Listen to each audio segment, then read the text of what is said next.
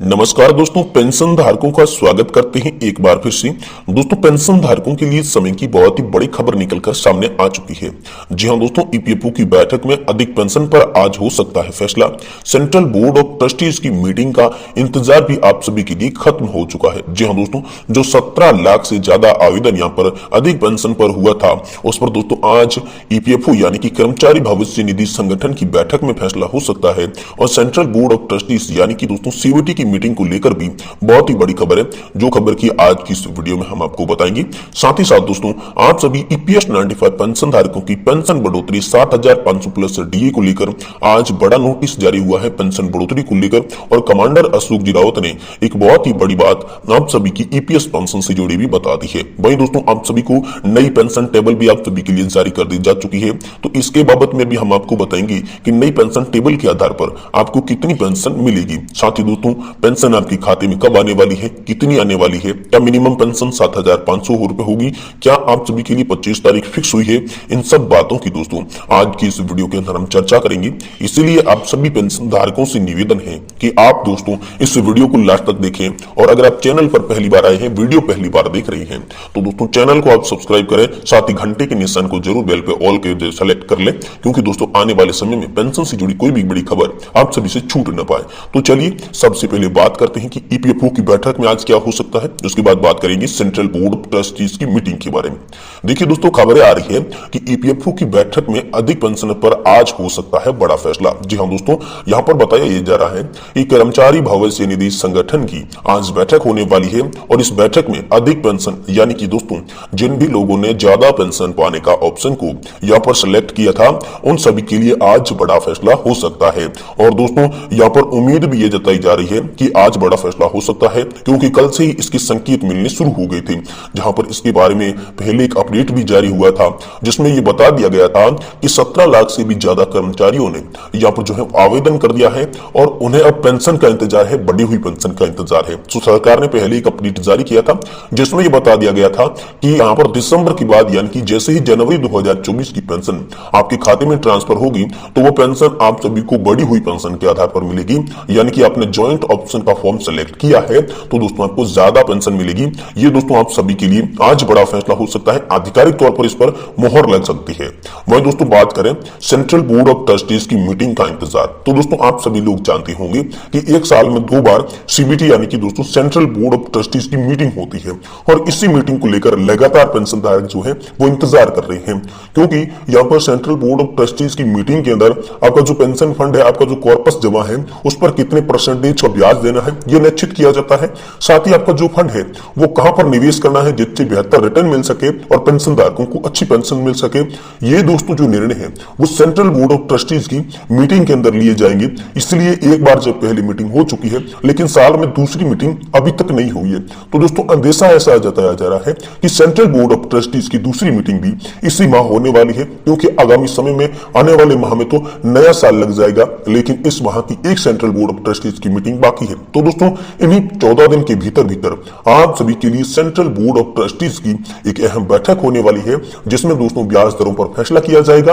और आप सभी के पेंशन फंड का जो पैसा है वो कहां पर निवेश करना है, कहां पर सुनियोजित करना है, इसके बारे में भी बहुत जल्द फैसला सेंट्रल बोर्ड ऑफ मीटिंग में हो सकता है, जो कि ईपीएफओ की बैठक के बाद होगी, क्योंकि ईपीएफओ की आज बैठक है। इसके बाद इस बैठक में यह निर्णय भी लिया जाएगा कि सेंट्रल बोर्ड ऑफ ट्रस्टीज की जो बैठक है वो कब करवानी है और कैसे करवानी है। वहीं दोस्तों अगली बड़ी खबर की बात करें तो ईपीएस 95 पेंशन धारकों की बढ़ोतरी पेंशन को लेकर, जो कि 7,500 प्लस डीए की मांग लगातार यहां पर पेंशन धारक कर रहे हैं, तो उसको लेकर दोस्तों बड़ा नोटिस क्या जारी हुआ है, जिससे पेंशन बढ़ोतरी को लेकर काफी सारी आशा यहां पर जग चुकी है। तो दोस्तों इसके बारे में कमांडर अशोक जी रावत ने, जो कि एनएससी राष्ट्रीय संघर्ष समिति के अध्यक्ष है, उन्होंने आप सभी ईपीएस 95 पेंशन धारकों के बारे में बताया। जी हाँ दोस्तों, कमांडर अशोक के बताए अनुसार जब पेंशन धारक दिल्ली के रामलीला मैदान उसके साथ साथ जंतर मंतर पर श्रृंखलाबद्ध आंदोलन कर रही थी, तो उनका बहुत ही सारा बड़ा असर सरकार पर पड़ा, दिल्ली की गद्दी पर पड़ा, जिसके बाद लगातार जब सांसदों का आना जाना रहा जंतर मंतर पर, सांसद लगातार आश्वासन देते रहे थे,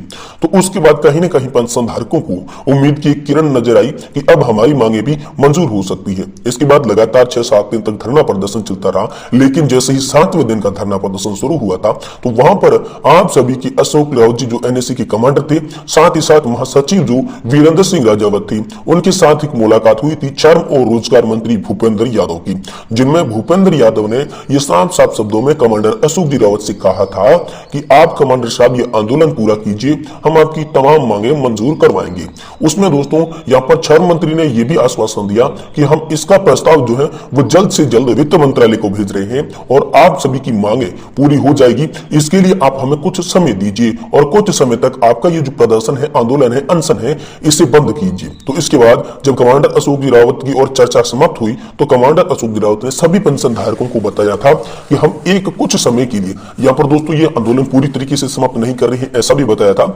लेकिन कुछ समय के लिए इसे रोक रहे हैं क्योंकि सरकार ने एक बार फिर से समय मांग लिया है। सरकार कह रही है कुछ समय हमें दे दीजिए, अगर कुछ समय के अंदर आपकी जो मांगे हैं वो पूरी नहीं होती है तो हम एक बार फिर से यहाँ पर आंदोलन करने के लिए तैयार हो जाएंगे। तो इसको लेकर कमांडर अशोक जी रावत ने एक बहुत ही बड़ा नोटिस जो है वो सरकार को दे दिया है, जिसमें यहाँ पर इस दिसंबर माह के एंड तक का समय जो है वो दोस्तों दे दिया गया है सरकार को। अगर सरकार दिसंबर के एंड तक पेंशन धारकों के पक्ष में कोई फैसला नहीं लेती है तो पेंशन धारक फिर से दिल्ली में प्रदर्शन करने के लिए यहाँ पर जाएंगे। लेकिन कमांडर अशोक जी रावत की बताए अनुसार ये उम्मीद जताई जा रही है कि पेंशन धारकों की मुख्य मांग 7,500 प्लस डी की न्यूनतम पेंशन के साथ साथ मेडिकल भत्ते पर सहमति बन सकती है। ऐसी बड़ी खबर आप सभी ईपीएस 95 पेंशन धारकों के लिए निकलकर सामने आ चुकी है। वहीं दोस्तों नई पेंशन टेबल जारी हो चुकी है। इसको लेकर बात करें तो दोस्तों हाल फिलहाल में आप सभी के लिए नई पेंशन टेबल तो जारी हुई है, लेकिन नई पेंशन टेबल आप सभी के लिए सिर्फ ट्रायल से जारी हुई है, आप सभी की लागू नहीं की जाएगी, लेकिन एक ट्रायल के तौर पर आप सभी के लिए जारी की गई है।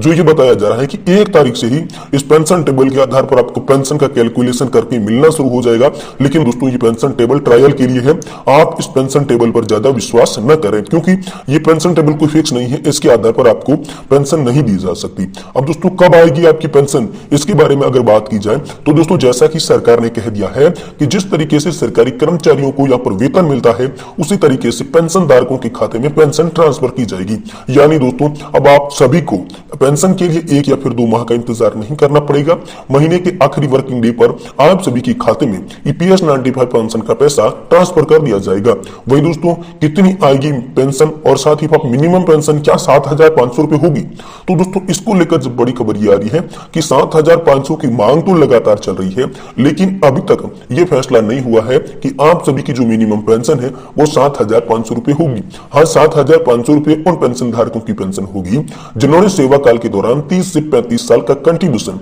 ईपीएफओ के अंदर 15,000 रुपए की सैलरी लिमिट के आधार पर दिया है। तो उन लोगों के लिए यहाँ पर सरकार ने साफ कर दिया है कि उन्हें तो 7,500 की पेंशन मिलेगी, लेकिन सभी को क्या मिनिमम न्यूनतम पेंशन 7,000 रुपए मिलेगी? इसके बारे में अभी तक कोई भी आदेश सामने नहीं आया है। मीडिया में चल रही तमाम खबरों से ये पता चला है कि अब दोस्तों आप सभी की पेंशन बढ़ोतरी का जो मुद्दा है वो गर्मा गर्मी पकड़ रहा है। जल्द ही पेंशन की तमाम मांगे मंजूर हो सकती है, लेकिन ऐसा कोई आधिकारिक बयान सामने नहीं आया है। वही दोस्तों एक बड़ी खबर आ रही है कि 25 तारीख आप सभी के लिए फिक्स हो चुकी है। तो इसके बारे में दोस्तों बता दें कि कैबिनेट की बैठक में जब ऐलान हुआ था तो उसमें कोई भी तारीख का ऐलान नहीं हुआ था, लेकिन तमाम मीडिया रिपोर्ट्स और खबरों के अंदर ये दिखाया जा रहा है कि 25 तारीख आप सभी के लिए फिक्स हो चुकी है। 25 तारीख के बाद आप सभी को 7,500 प्लस डीए के साथ साथ मेडिकल की सुविधा मिलेगी। लेकिन बिल्कुल भी ऐसा नहीं है क्योंकि कमांडर अशोक जी रावत ने पहले बता दिया था कि 7,500 प्लस डीए साथ ही मेडिकल की मांग दिसंबर के एंड तक की बात कर रहे हैं। दिसंबर के एंड के बाद अगर ऐसी मांग मंजूर नहीं हुई तो फिर से प्रदर्शन होगा। इसलिए दोस्तों आप सभी के लिए हाल फिलहाल में कोई भी तारीख फिक्स नहीं है, लेकिन सरकार ने फैसला सुनाया है कि आप सभी के लिए 7,500 प्लस डीए इनके साथ साथ मेडिकल की सुविधा लागू होगी। लेकिन तब